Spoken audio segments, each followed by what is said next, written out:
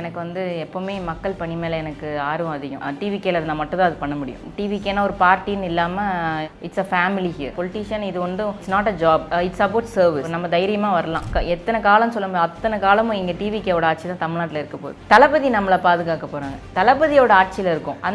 அந்த சந்தோஷத்தில் நம்ம எல்லாருமே கண்டிப்பாக மக்கள் பணிக்கு ஈடுபடலாம். இங்கே ரொம்ப கம்ப்ளீட்லி சேஃபாக தான் இருக்கும். கலியுகத்தின் கண்கண்ட தெய்வமாக தான் நாங்கள் பார்க்குறோம்.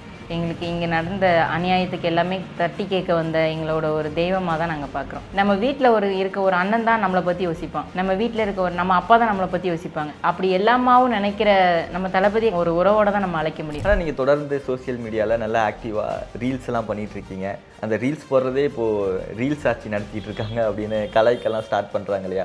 அங்கே மக்களுக்கு என்ன நாங்கள் செஞ்சோமோ அதை தான் இங்கே காமிக்கிறோம். இப்போ நாங்களாக இருக்கட்டுமே, அங்கே மக்களுக்கு என்ன பண்ணுறோமோ அதுக்கப்புறம் தான் அது ஒரு வீடியோவாக வரும். நாங்கள் பண்ணாத எவ்வளோ விஷயங்கள் அங்கே காமிக்கப்படாமல் இருந்திருக்கு. சோஷியல் மீடியாவில் ஆக்டிவாக இருக்கீங்க அப்படிங்கும்போது நிறைய கிரிட்டிசிசமும் வரும். தளபதி சொல்லியிருக்காங்க, யார் என்ன பேசினாலும் இந்த காதில் வாங்கி இந்த காலை விட்டுறணும், எதையுமே நம்ம மைண்ட் பண்ணக்கூடாது. நம்ம இங்கே வந்த வேலை மக்களுக்காக. ஸோ அதில் நாங்கள் கான்சன்ட்ரேட் பண்ணுவோம். நம்ம எல்லாருமே பார்த்தோம், எல்லாருமே அழுதுட்டு போனதை பார்த்தோம். ஸோ அழுதுட்டு போயும் ஒத்துக்கலைன்னா கீழே விழுந்தும் மீசையில் மண் ஓட்டலன்ற கதையில தான் இருக்குது. அவங்க மக்களுக்கு எதிராக தான் பண்ணுறாங்க. ஏன்னா இது மக்கள் தேர்ந்தெடுத்தாச்சு. தளபதி மேலே இருக்க நம்பிக்கையிலையும் அவங்க மேலே இருக்க அதிருப்திலையும் வந்து ஆச்சு.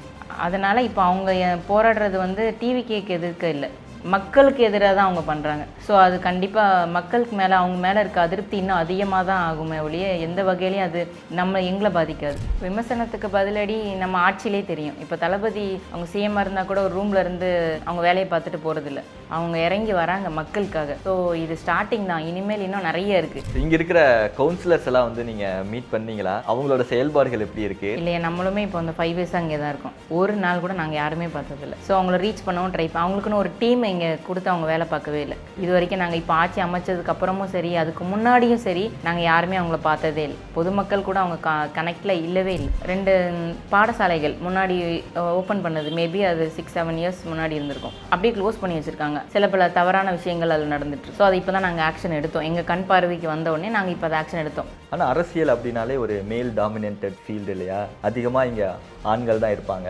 ஒரு பெண்ணாக நீங்கள் இருக்கும்போது உங்களுக்கான அந்த ஈக்குவல் ஸ்பேஸ் வந்து இங்கே கிடைக்குதா? இது லேடிஸ் ஜென்ஸ் அப்படிங்கிற பாகுபாடுலாம் கிடையாது. என்னதான் நாங்கள் 4 பேருக்கு சேஃப்டி பர்பஸ்ன்னு சொல்லிட்டு போனாலும் எங்களோட சேஃப்டியை பார்த்துக்கிறது எங்கள் டீம் தான் கண்டிப்பாக.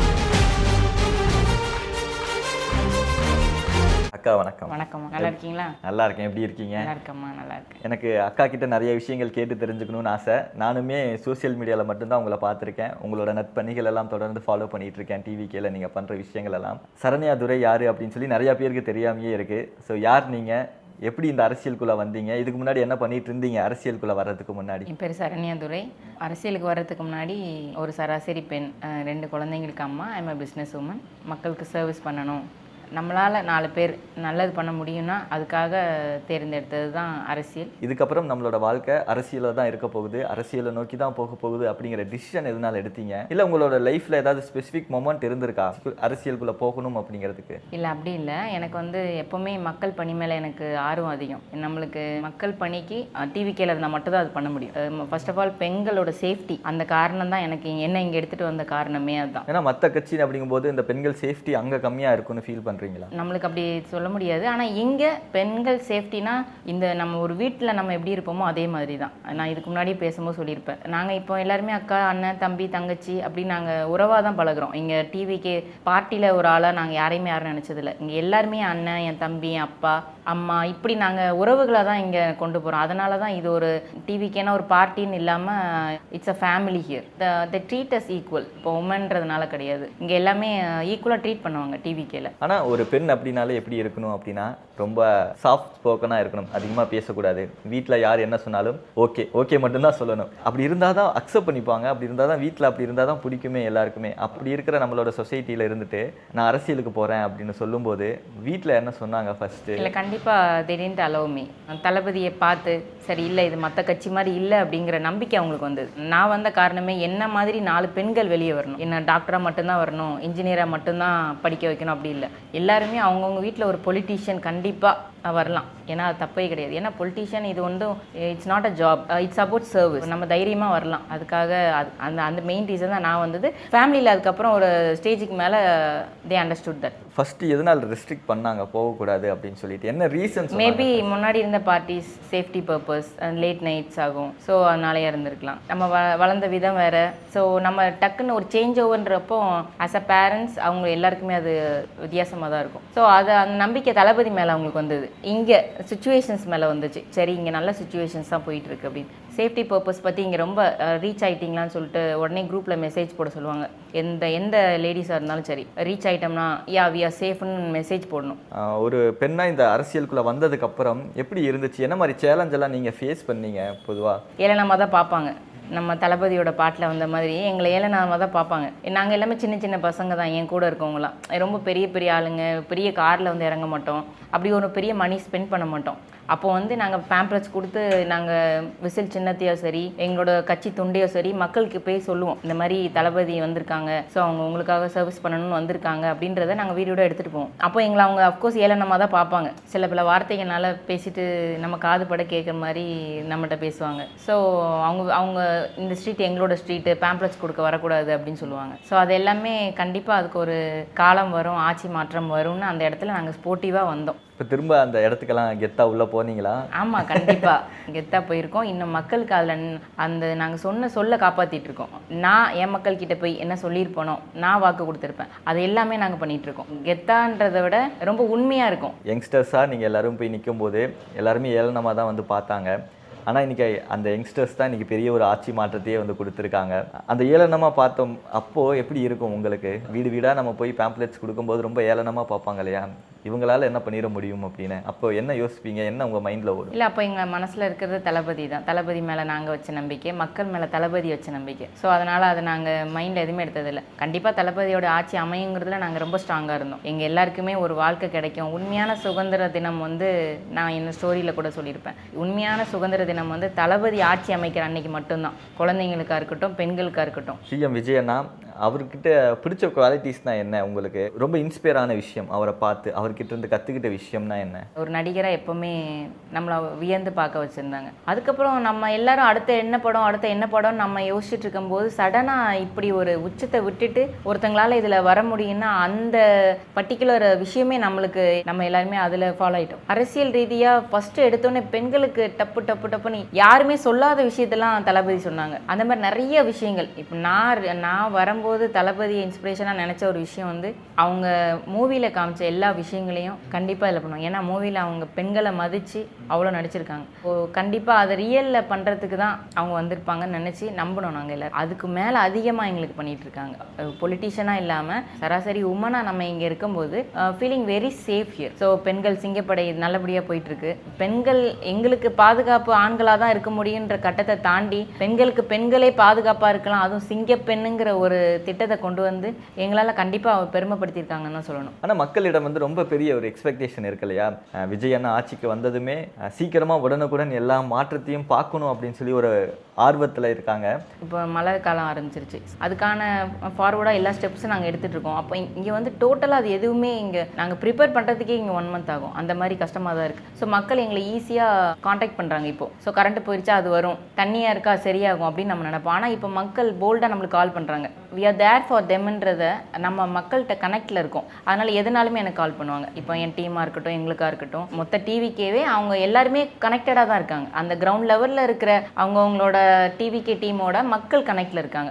ஈஸியாக நான் எங்களால் மக்களை புரிஞ்சுக்க முடியும். சரி, அடுத்தது இந்த ஸ்ட்ரீட்டில் இது வேணும், அடுத்தது இவங்களுக்கு இதை பண்ணி கொடுக்கணும் அப்படின்றதுனால. கிரவுண்ட் லெவலில் போய் இறங்கி அனலைஸ் பண்ணும்போது நிறைய அடிப்படை தேவைகளே வந்து சில இடங்களில் இன்னும் இல்லாமல் இருக்கு இல்லையா? உங்களையே மனசை கஷ்டப்படுத்தின விஷயம் என்ன? இன்னுமாடா இந்த மாதிரி விஷயங்கள் எல்லாம் நீங்கள் பண்ணாமல் வச்சுருந்தீங்க அப்படி? இல்லை, கண்டிப்பாக. நான் நேற்று விருகம்பாக்கத்தில் பார்க்குறச்ச 2 பாடசாலைகள் முன்னாடி ஓப்பன் பண்ணது, மேபி அது 6-7 years முன்னாடி இருந்திருக்கும், அப்படியே க்ளோஸ் பண்ணி வச்சுருக்காங்க. அதில் சில பல தவறான விஷயங்கள் அதில் நடந்துட்டு. ஸோ அது இப்போ தான் நாங்கள் ஆக்ஷன் எடுத்தோம். எங்கள் கண் பார்வைக்கு வந்த உடனே நாங்கள் இப்போ அதை ஆக்ஷன் எடுத்தோம். ஸோ அது ரொம்ப கஷ்டமாக இருந்துச்சு. ஏன்னா அது ஒரு நல்ல பில்டிங், மேபி அதை ஒரு டியூஷன் சென்டராக யூஸ் பண்ணியிருக்கலாம்.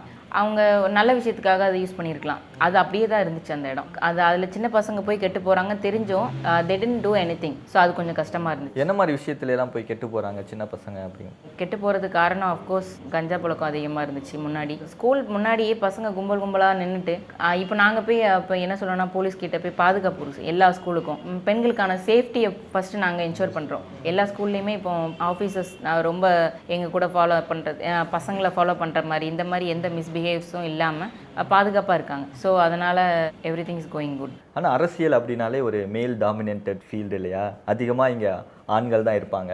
ஒரு பெண்ணாக நீங்கள் இருக்கும்போது உங்களுக்கான அந்த ஈக்குவல் ஸ்பேஸ் வந்து இங்கே கிடைக்குதா? தளபதியை நம்பி வந்துட்டோம், பட் இந்த சுச்சுவேஷன்ஸ் நம்மளுக்கு இங்கே தெரியாது. ஆனால் இங்கே சுச்சுவேஷன்ஸ் பார்த்துட்டு ரொம்ப பிரமிப்பாக இருந்துச்சு. என்னதான் நாங்கள் 4 பேருக்கு சேஃப்டி பர்பஸ்ன்னு சொல்லிட்டு போனாலும் எங்களோட சேஃப்டியை பார்த்துக்கிறது எங்கள் டீம் தான் கண்டிப்பாக. அதில் என் அண்ணனாவோ தம்பியாவோ அப்பா அப்படின்ற மாதிரி இங்கே ஒரு உறவுகளாக தான் எல்லாரையும் பார்க்குறோம். இப்போ நிறைய யங்ஸ்டர்ஸ் அரசியல் பார்க்குறாங்க, அரசியல் தெரிஞ்சுக்க ஆரம்பிக்கிறாங்க அப்படின்னா முக்கிய ரீசன் வந்து தளபதி அவர்கள் தான். உங்கள் டீம்லேயே வந்து இருக்காங்க. நிறைய பேருக்கு இன்னும் அரசியலில் வர ஆர்வம் இருக்குது. அதுலேயும் குறிப்பாக பெண்கள்.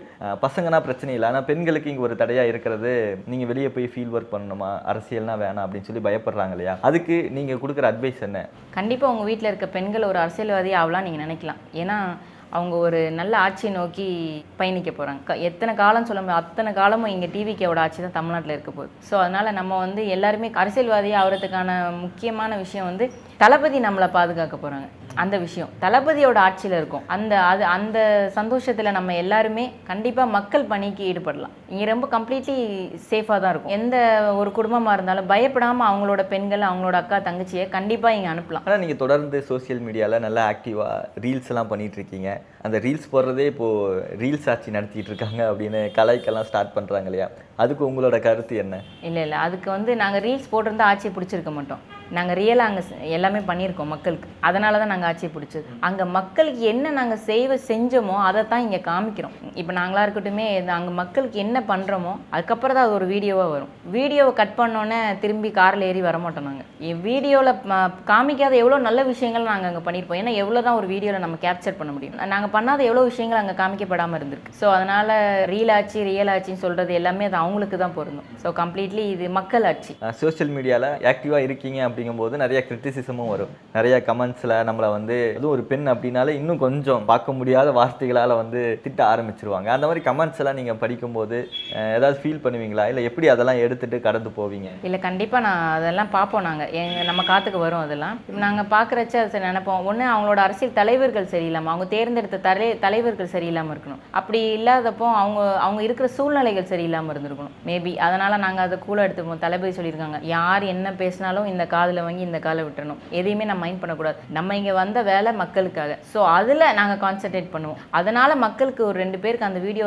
நல்லபடியாக ரீச் ஆனால் போதும். ஒரு குழந்தைங்களுக்கு நாளைக்கு நம்ம வருங்காலத்தில் இந்த மாதிரி மக்கள் சர்வீஸ் பண்ணணுங்கிற விஷயத்தை குழந்தைங்களுக்கோ பெண்களுக்கோ கொடுத்தா போதும். அதனால் அதில் வர 1-2 கமெண்ட்ஸ்னால நாங்கள் என்றைக்குமே சோர்வடைஞ்சதே இல்லை. இங்கே இருக்கிற கவுன்சிலர்ஸ் எல்லாம் வந்து நீங்கள் மீட் பண்ணீங்களா? அவங்களோட செயல்பாடுகள் எப்படி இருக்குது? அவங்கள டேரெக்டாக ரீச் பண்ண முடியுதா, இல்லை அவங்க கிட்ட இருந்து வர ரெஸ்பான்ஸ் எல்லாம் எப்படி இருக்குது? இல்லையா, நம்மளுமே இப்போ அந்த 5 இயர்ஸ் அங்கே தான் இருக்கோம். ஒரு நாள் கூட நாங்கள் யாருமே பார்த்ததில்லை. ஏன்னா அவங்க யார் என்ன நம்மளுக்கு எதுவுமே தெரியாது. ஸோ அவங்கள ரீச் பண்ணவும் அவங்களுக்குன்னு ஒரு டீம் இங்கே கொடுத்து அவங்க வேலை பார்க்கவே இல்லை. மழை காலம் ஆரம்பிச்சிருச்சு. ஸோ எல்லா காவும் தூர்வாரினா மட்டும்தான் இங்கே தண்ணி தங்காமல் இருக்கும். ஸோ இது கொஞ்சம் தண்ணி தேங்குற இடம் தான். அதனால நம்ம கொஞ்சம் ப்ரீ பிளான்டாக இருக்கணுன்றதுக்காக நாங்கள் எல்லாத்தையுமே எல்லாமே டோட்டலாக இங்கே எல்லாமே வேலையாக தான் இருக்குது. எல்லா ட்ரைனேஜ் சிஸ்டம்லேயும் பெரிய பெரிய விஷயங்கள் பண்ண வேண்டியதாக இருக்குது. இது வரைக்கும் அவங்க யாரையுமே நாங்கள் பார்த்ததே கிடையாது. இது வரைக்கும் நாங்கள் இப்போ ஆட்சி அமைச்சதுக்கு அப்புறமும் சரி, அதுக்கு முன்னாடியும் சரி, நாங்கள் யாருமே அவங்கள பார்த்ததே இல்லை. பொதுமக்கள் கூட அவங்க கனெக்டில் இல்லவே இல்லை. அவங்க இப்போ இல்லைக்கா, இதுக்கு முன்னாடி இருந்தே இல்லை, எப்போவுமே இல்லை. டிவிக்கு ஆட்சிக்கு வந்ததுக்கு அப்புறமே தொடர்ந்து நிறைய விமர்சனங்கள் வந்துட்டே இருக்கு. அந்த விமர்சனங்களை நீங்கள் ரெகுலராக ஃபாலோ பண்ணுறீங்களா? எப்படி இருக்குது அந்த ஒரு விமர்சனத்துக்கு நீங்கள் என்ன பதிலடி கொடுக்கணும்னு நினைக்கிறீங்க? விமர்சனத்துக்கு பதிலடி நம்ம ஆட்சியிலே தெரியும். இப்போ தளபதி அவங்க சிஎம்மாக இருந்தால் கூட ஒரு ரூமில் இருந்து அவங்க வேலையை பார்த்துட்டு போகிறதில்ல. அவங்க இறங்கி வராங்க மக்களுக்காக. ஸோ இது ஸ்டார்டிங் தான். இனிமேல் இன்னும் நிறைய இருக்குது. விமர்சனம் பண்ணுறவங்களுக்கு வேலை இல்லாமல் கொஞ்ச நாளில் போகும் கண்டிப்பாக. விமர்சனத்துக்கு எதுவுமே கிடையாது. ஏன்னா அவங்க எதாவது சொல்லிகிட்டே தான் இருக்கணும். ஸோ அவங்களுக்கும் இன்னும் அவங்கள நம்பி ஒரு 4-5 பேராவது இருப்பாங்க. மோஸ்ட்லி நிறைய பேர் இல்லை, அட்லீஸ்ட் ஒரு இடத்துலையும் ஒரு 4 பேராவது இருக்காங்க. அந்த 4 பேருக்கு அவங்க எதுவும் பண்ணணும்ல, அதனால அவங்க பண்ணிட்டு இருப்பாங்க. ஸோ அதை நாங்கள் தளபதியோட பிள்ளைங்க நாங்கள் அதை எடுத்துக்கிறதே கிடையாது. தளபதியை பார்க்கும்போது நீங்கள் என்ன ஃபீல் பண்ணுவீங்க? நிறையா வாட்டி பார்த்துருக்கீங்க, ஒவ்வொரு வாட்டியும் பார்க்கும்போது என்ன ஃபீல் பண்ணுவீங்க? கலியுகத்தின் கண்கண்ட தெய்வமாக தான் நாங்கள் பார்க்குறோம். எங்களுக்கு இங்கே நடந்த அநியாயத்துக்கு எல்லாமே தட்டி கேட்க வந்த எங்களோட ஒரு தெய்வமாக தான் நாங்கள் பார்க்குறோம். நம்ம வீட்டில் இருக்க ஒரு அண்ணன் தான் நம்மளை பற்றி யோசிப்பான், நம்ம வீட்டில் இருக்க நம்ம அப்பா தான் நம்மளை பற்றி யோசிப்பாங்க. அப்படி எல்லாமாவும் நினைக்கிற நம்ம தளபதி ஒரு உறவோட தான் நம்ம அழைக்க முடியும். ஒரு பொலிட்டீஷியன், ஒரு ஆக்டர் அப்படின்னு நம்ம சொல்ல முடியாது. உங்களோட உறவுகளை வச்சு அழைக்கிறது அது பெரிய விஷயம். பார்க்கும்போது ரொம்ப பிரமிப்பாக இருக்கும். ஈவன் எல்லாருமே அப்படி தான், நானுமே அது அப்படி தான். தொடர்ந்து பா ரஞ்சித், அமீர் மாதிரி டேரக்டர்ஸ் எல்லாம் டிவிகேவை விமர்சனம் பண்ணிட்டு வராங்க. பா ரஞ்சித் அவர்கள் எல்லாம் பார்த்தீங்கன்னா தலித் மக்களுக்காக நிறைய குரல்கள் கொடுத்தவர். இன்னைக்கு டிவிகே ஆட்சிக்கு வந்ததுமே 6 தலித் அமைச்சர்கள் இருந்தாலுமே அதுக்கு அப்படியே ஆப்போசிட்டாக பேசி சில விமர்சனங்கள் எல்லாம் பண்ணுறாரு. அதுக்கு உங்களோட கருத்துக்கள் என்ன? அது பார்க்கும்போது உங்களுக்கு எப்படி இருக்கு? இல்லை, அது பார்க்கும்போது கஷ்டமாக தான் இருக்கும். ஏன்னா இந்த மாதிரி ஒரு ஃபீல்டில் இருந்து மக்களுக்கு நல்ல படங்களையும் நல்ல கருத்துக்களையும் சொல்கிறவங்க இந்த அளவுக்கு மாறுறாங்கன்னா அவங்க பின்னாடி யார் இருப்பாங்கன்னு நம்மளுக்கு கண்டிப்பாக தெரியும். இந்த மாதிரி தப்பான இன்ஃப்ளூயன்சஸ் கண்டிப்பாக யாரையுமே பாதிக்காது. குழந்தைங்களுக்கு கூட தெரியும் இது உண்மை கிடையாதுன்னு. ஸோ அதனால இங்கே தளபதி ஆட்சியை குறை சொல்கிற மாதிரி இது வரைக்கும் யாரும் பிறந்து வரல, இனிமேல் பிறக்க போகிறதும் கிடையாது. ஆனால் இன்னுமே கான்ஃபிடென்ட்டாக இருக்காங்களே, 6 மாதம் கழிச்சு ஆட்சி வந்து கலைஞ்சிரும், நம்ம ஆட்சியை பிடிச்சிடலாம் அப்படின்னு. அவங்க பின்னாடி இப்போ முன்னாடி ஒரு 100 பேர் இருந்த இடத்துல 10 பேர் இருக்காங்க. ஸோ அவங்களுக்காக அவங்க ஏதாவது கத்தணும், போராட்டங்கள், ஏதாவது ஒரு கான்ட்ரவர்சிஸ் பேசிகிட்டே இருந்தால் தான் அந்த 10 பேராவது அவங்க கூட இருப்பாங்க. மக்கள் அவங்க மேலே வச்சிருந்த அதிருப்தி அதை திருப்பி அவங்க பேசுகிறச்ச கண்டிப்பாக அவங்க தோல்வி அவங்க மேலும் மேலும் ஒத்துக்கிட்டே இருக்காங்கன்னு தான் அர்த்தம். நம்ம எல்லாருமே பார்த்தோம், எல்லாருமே அழுதுட்டு போனதை பார்த்தோம். ஸோ அழுதுட்டு போயும் ஒத்துக்கலைன்னா கீழே விழுந்தும் மீசையில் மண் ஓட்டலன்ற கதையில தான் இருக்குது. அவங்க மக்களுக்கு எதிராக தான் பண்ணுறாங்க. ஏன்னா இது மக்கள் தேர்ந்தெடுத்தாச்சு. ஏன்னா காசு கொடுத்தோ நம்ம பொருட்களை கொடுத்தோ விளம்பரப்படுத்தியோ வரல. தளபதி மேலே இருக்க நம்பிக்கையிலையும் அவங்க மேலே இருக்க அதிருப்திலையும் வந்தாச்சு.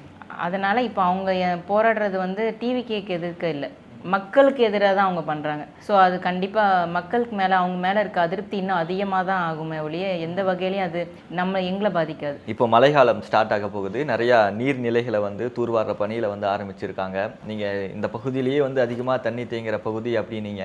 என்ன மாதிரி முன்னெச்சரிக்கை நடவடிக்கையெல்லாம் எடுத்திருக்கீங்க?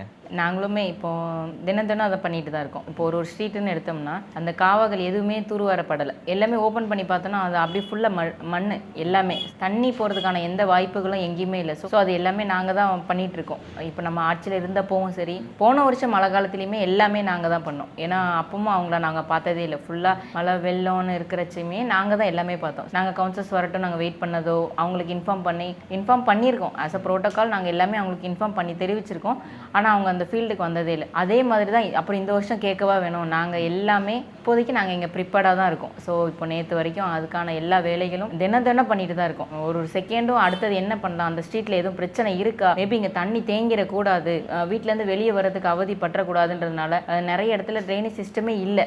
ஸோ அதெல்லாம் நாங்கள் எல்லாத்தையும் ப்ராப்பராக இன்ஃபார்ம் பண்ணி கொடுக்குறாங்க. கவர்மெண்ட்டில் இருக்கவங்களும் நம்மளுக்கு பயங்கரமாக அவங்க எல்லாருமே சப்போர்ட் பண்ணுறாங்க மக்களுக்காக. கண்டிப்பாக இது டிஎம்கே ஆட்சியோ ஏடிஎம்கே ஆட்சியோ இல்லை, இது டிவிகேவோட ஆட்சி. ஸோ நம்ம கண்டிப்பாக மக்களுக்கு நம்மளே சர்வீஸ் பண்ணலாம். மழை காலத்துக்கும் நாங்கள் இங்கே ப்ரிப்பேர்டாக தான் இருக்கோம். ஆனால் இப்போ கவுன்சிலர்ஸ் எதுவுமே கண்டுக்காமல் இருக்காங்க அப்படின்னா அவங்களோட அஜாக்கிரதையினால கண்டுக்காமல் இருக்காங்களா, இல்லை டிவிகே ஆட்சிக்கு வந்துருச்சு இதுக்கப்புறம் எங்கே நம்ம போய் ஃபீல்டு ஒர்க் பண்ணோம் அப்படிங்கிற ஒரு இதில் இருக்காங்களா? அப்படி இல்லை. போன வருஷமும் மழை காலத்துலேயும் நாங்கள் போய் அவங்கள ரீச் பண்ண ட்ரை பண்ணுறச்சு அவங்கள ரீச் பண்ணவே முடியல. அவங்க ஒரு நாள் கூட மக்களை போய் பார்க்கல. மக்களை அவங்க இறங்கி பார்க்கவே இல்லை. இப்போ நம்மளோட ப்ரோட்டோக்கால் மக்களோட கணக்கில் இருக்குன்னு சொல்கிற மாதிரி அவங்களோட ப்ரோட்டோக்கால் மக்களோட கணக்கில் இருக்க மாட்டாங்க. ஸோ அது நம்மளுக்கு தெரிஞ்சது தான். அதனால் இப்போ அஜாக்கிரதைங்கிறத விட அது அவங்களோட பழக்க வழக்கங்களே அப்படி தான். அவங்களோட ப்ரோட்டோக்கால் எல்லாம் விளக்கு ஏற்றுறதுல முன்னுரிமை, அவ்வளோதான், அந்த மாதிரி பண்ணுவாங்க. ஸோ அதில் காமிக்கிறதெல்லாம் மழை காலத்துக்கு முன்னாடி இப்போ நாங்கள் தான் கொசு மருந்தெல்லாம் நாங்கள் வர வச்சு அது எல்லாமே பண்ணிட்டு இருக்கோம். ஸோ ஒரு ஏரியாலையும் ஒரு பசங்களுக்கு ஒரு ஃபீவர்னா கூட மேபி அது கொசுக்கடியனால இருக்கலாமோன்னு நினச்சி நாங்கள் பயந்து ப்ரிப்பேர்டாக பண்ணிட்டு இருக்கோம். நீங்கள் சொன்னீங்க நான் அரசியலுக்கு வர்றதுக்கு முன்னாடி ஒரு உமன் ஆண்டர்பிரனராக சொந்தமாக பிஸ்னஸ் பண்ணிட்டு இருந்தேன் அப்படின்னு. ஒரு உமன் ஆண்டர்பிரனராக இந்த சொசைட்டியில் இருக்கிறதே ஃபர்ஸ்ட் கஷ்டம் தானே. அந்த ஒரு ஜேர்னி எப்படி இருந்துச்சு உங்களுக்கு? என் பசங்களுக்கு அம்மா கண்டிப்பாக குக் மட்டும் தான் பண்ணுவாங்க, ஸ்கூலுக்கு மட்டும் தான் கூட்டிகிட்டு போவாங்க விடுவாங்கன்றதை தாண்டி பசங்களுக்கு நம்ம காமிக்கிற விஷயத்தில் தான் அவங்க வாழ்க்கையை அவங்க எடுத்துகிட்டு போகிறாங்க. ஆண்கள் தான் பண்ண முடியும், பெண்களால் பண்ண முடியாதுங்கிற சூழ்நிலையை நம்ம இப்போ உடைச்சிட்ருக்கோம். காலகாலமாகவே இருக்குது. நம்மளால் முடியாதுன்னு நினைக்காம எல்லா விஷயத்துலையுமே நம்மளால் முடியும், நம்மளுக்கும் எல்லா கேப்பபிலிட்டி இருக்குன்றதை ஃபஸ்ட்டு நம்ம நம்பணும். அதை நான் நம்புறதுனால தான் இன்றைக்கி நம்ம ஒரு பொலிட்டீஷியனாக நம்ம இதில் உட்காந்துருக்கோம். ஸோ உங்களுக்கு அரசியல் இன்ஸ்பிரேஷனாக இருந்தது யார்? ஜெயலலிதா அம்மா. அவங்கள பார்த்து நம்ம வளர்ந்துருக்கோம். ஏன்னா நம்ம ஸ்டேஜில் அவங்க நம்ம இப்படிலாம் இருக்க முடியுமான்றதை நம்மளுக்கு காமிச்சவங்க. அதுக்கு இப்போ இன்ஸ்பிரேஷன் அஃப்கோர்ஸ் எனக்கு மட்டும் இல்லை, தமிழ்நாடையும் தாண்டி வளர்ந்துட்டு இருக்க நம்ம தளபதி தான். அடுத்த கட்ட கோல் என்ன மாதிரி நல்ல விஷயங்களெல்லாம் பண்ணலாம் அப்படின்னு சொல்லி ஒரு பிளான் பண்ணி வச்சுருக்கீங்க? மக்கள் பணியை இன்னும் மேலும் தளபதியோட ஆணைக்கிணங்க இன்னும் அதிகமாக மக்கள் பணியை இன்னும் எந்த அளவுக்கு ஒரு பெண்களாக இருக்கட்டும், குழந்தைங்களாக இருக்கட்டும், வயசானவங்களாக இருக்கட்டும், அவங்களுக்கான தேவைகளையும் பாதுகாப்பையும் பூர்த்தி பண்ணுற விதமாக மட்டும்தான் இருக்கும் என்னோட ஜேர்னி. வாழ்த்துக்கள் அக்கா, தொடர்ந்து உங்களோட பயணம் நிறைய தூரம் போகணும். எங்களோட வாழ்த்துக்கள். அதுக்கு நன்றி. Thank you so much.